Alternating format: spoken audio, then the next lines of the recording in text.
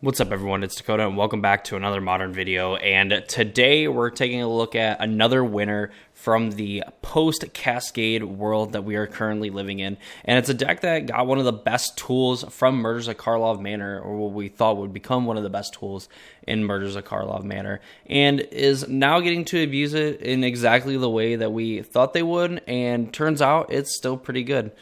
It probably as being one of the best aggro decks to currently be playing in the format. It really kind of has pushed out other potential aggro strategies in the format, at least in the traditional sense that we're kind of looking at. But today it's still worth kind of looking at because it is going to be the deck that you want to be playing and could potentially be one of the better, Scion of Draco and Leyline of the Guild Pack decks that we have seen in the format. So before we get too deep into Domain Zoo for the Modern format, if you're not already subscribed to the channel and you want to see more content like this and other videos such as other Pioneer videos, other Modern videos, and longer form content, please consider subscribing and ring notification bell so you know when future videos get posted. And if you go down to the description down below, you will see a link to the deck list as well as a link to my Discord server.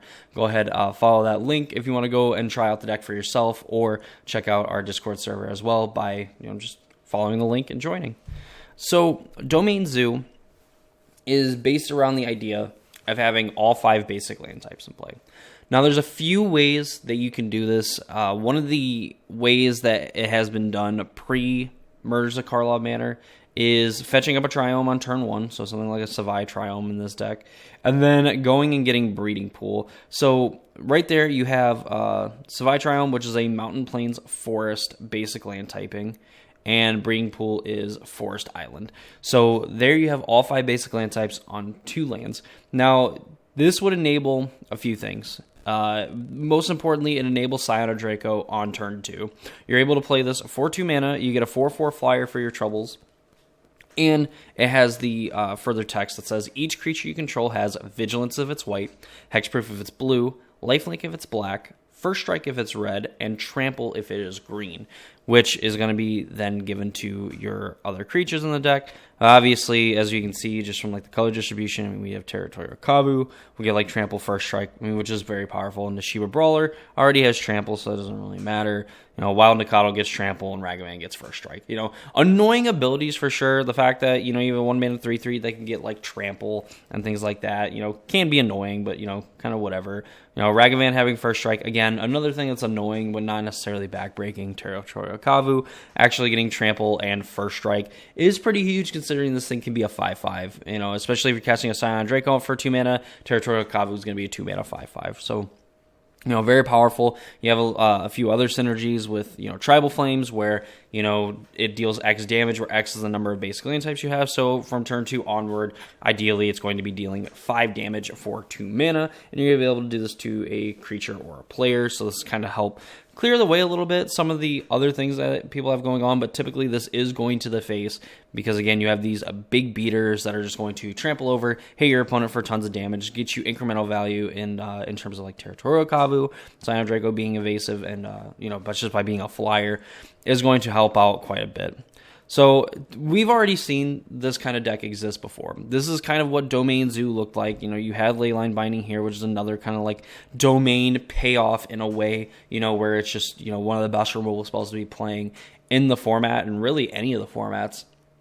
Just for the fact that you're going to be able to hit a non-land permanent, and it's going to leave the battlefield until Leyline Binding leaves. Totally fine. We do have Besages and stuff in the format, but really not a whole lot of main deck ways to, get rid of Leyline Binding, and, bouncing it is effective as well, but, with how lean and efficient that this deck tries to be, it's not really out of the question for you to, Otawara a Leyline or Teferi Time Raveler, bounce it, and then your opponent just be able to cast it immediately, on that turn. Maybe not in terms of, Teferi, but, they'll still get to play it. They'll be able to get rid of whatever they're trying to get rid of, and then continue to kind of beat you down with their big creatures. The thing that kind of puts this deck over the top and makes it powerful is kind of what we've been seeing, pre-Violent Outburst banning, and has now continued to see in a post-Violent Outburst world, is Leyline of the Guild Pack.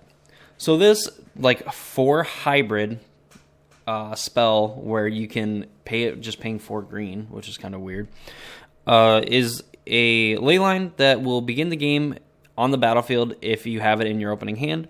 And each non-land permanent you control is all colors, and non-lands or lands that you control are every basic land type in addition to the other types. So essentially what this means is that you could play, a fetch land, a basic land, what have you, Overgrown Tomb, Survive Triumph, whatever. All of these lands are going to have all 5 basic land types, which means that you could tap a Breeding Pool for black mana. You could tap a Forest for blue mana, so on and so forth with a Leyline of the Guildpact in play. And while it gives your lands essentially gives you perfect mana, you're going to have every basic land type. That's the big key here is every basic land type. So Leyline Bindings and Tribal Flames are going to be able to cast off of any 2 lands, no matter what you have in play, as long as you have Leyline of the Guildpact in play. And then even bigger, Scion of Draco is going to give Vigilance, Hexproof, Lifelink, First Strike, and Trample to all of these creatures. So now not only is Territorial Kavu a trampling, first striking creature, it now has Vigilance, Lifelink, and Hexproof, meaning that your creature's not going to be able to target it, including Scion of Draco getting the abilities because he's going to become all colors, and he does not specify each other creature, he just says each creature. Obviously balanced in a way because Scion of Draco is colorless. So, with all this, you end up having to get rid of Leyline of the Guildpact before you're able to interact with any of the creatures. And this deck definitely takes advantage of the fact that you have to interact with this Leyline of the Guildpact because they just get to go turn 0 Leyline. They get to play any land, and then they can Leyline Binding whatever you play. It doesn't really matter. Potentially Stubborn Denial, what have you, Lightning Bolt, removal, and then go into Scion of Draco, and then they just have this 4/4 that is going to absolutely wreak havoc on you. And then, followed up with like Territorial Kavus, Nishiba Brawlers, Wild Nakados, Ragavans. Doesn't really matter. Like, these creatures are just going to be super hard to interact with in the literal sense because they're going to have hexproof. But in the, in combat, they're going to have first strike, which means that they're going to be able to take down a lot of creatures where even a lot of times double or triple blocking is going to be necessary to take out one Territorial Kavu. And unless you're something like a Rhinos deck, which does kind of exist here and there in the format, you don't really have a super efficient way of like getting to deal with these creatures unless you have your own Leyline of the Guildpact, Scion of Draco, and your own like 5-power blockers and things like that. Which again is kind of where like Tribal Flames also can come into play, where you can just get rid of some of these creatures and then you just get to absolutely overrun your opponent. Lightning Bolt works in weird ways like First Strike and things like that. Overall, like, this deck definitely got a lot better with the bannings. Domain Zoo was already kind of like this powerful aggro deck where you were already doing this sort of thing, and just the fact that you were giving your kind of big creatures trample, and in Territorial Kavu's case also First Strike, made them very annoying to deal with. You couldn't really do a lot of like shenanigans with like the Yawgmoth decks and things like that because you would need the toughness to like block in front of the creature, and then you would sack the creature, then you could put a counter on it, but like you would essentially be like at parity. So it just definitely made it difficult in terms of like playing defense against a deck like this, where like you could block Kavu for days. Like, sure, they would get to discard and draw, maybe exile cards from your graveyard. That really wasn't annoying, but the fact that it would have Trample and First Strike from Scion of Draco was pretty good. Now with Leyline of the Guildpact, we are finding out that Magic can be a little rough sometimes, and when you pair it with Scion of Draco and everything, and all the other domain kind of payoffs and stuff that you see, Domain Zoo ends up being one of the better decks to play in the format. So, that's kind of where we're going to end it off here. I mean, Domain Zoo is easily the best aggro deck that we've seen in a while. And I don't count Rhinos as like an aggro deck because it kind of played like this kind of tempo-y control deck. Like, it could definitely read the room and see what kind of role it had to play. Domain Zoo is absolutely just bringing the heat. They do not care what you have going on. They're going to do their thing, and they're going to get in the red zone, and they're going to do it very aggressively. Again, you can kind of disrupt it by getting rid of Leyline of the Guildpact, but then you still just face off against like Zoo, who has the capability of getting, all of their things back into play anyway, just being able to have all 5 basic land types, on turn 2 regardless. And so, even then, you really don't get rid of Zoo. Like, you don't do anything to them. You just get rid of their Leyline of the Guildpact, which is pretty easy to cast, again, considering that, it just costs 4 mana to put into play.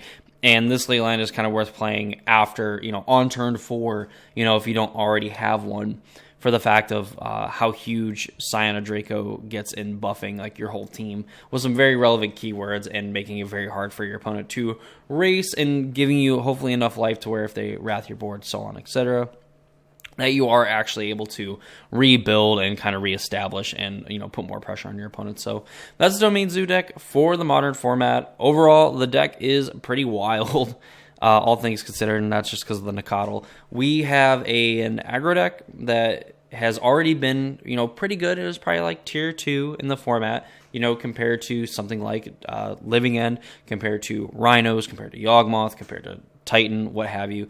And it has crept up and actually surpassed like Goryo's Vengeance as one of the most played decks here, at least over in the last 30 days on MTG Goldfish, and is the most played deck in the format, over Goryo's Vengeance, over Yawgmoth, just because I think it gets to, on average, abuse the Scion of Draco a lot easier than some of the other decks. Like, while we have like Rhinos that still gets to exist, gets to do its thing. When you have Scion of Draco and like you have a Territorial Kavu and a Shiva Brawler, like Territorial Kavu in particular is going to be the one that kind of like breaks that matchup, because your opponent's going to get to attack, but then you can block with a Kavu and, trade, or not even trade, you end up just eating a Rhino in combat, and then you get to attack with this, and, they're going to have another Rhino, and thanks to no instant speed Rhinos, you're not really going to have an effective way to block a Territorial Kavu. So definitely big game for this deck, the fact that we have no more Violent Outbursts in the format. Rhinos is virtually gone, being like seeing very limited play. Still a very good deck, but definitely not as good as when people get to do this pretty consistently. So that's going to do it for me this video. Hope you all enjoyed. If you did, please leave a like on the video. Be sure to subscribe to the channel and ring the notification bell so you know when future videos get posted. Go down in the description down below. You'll find a link to the deck list as well as a link to my Discord server as well. Feel free to check out the deck over in the link. Join the Discord server through that link. And yeah, that's going to do it for me this video. Hope you all enjoyed, and I hope to see you all in the next one.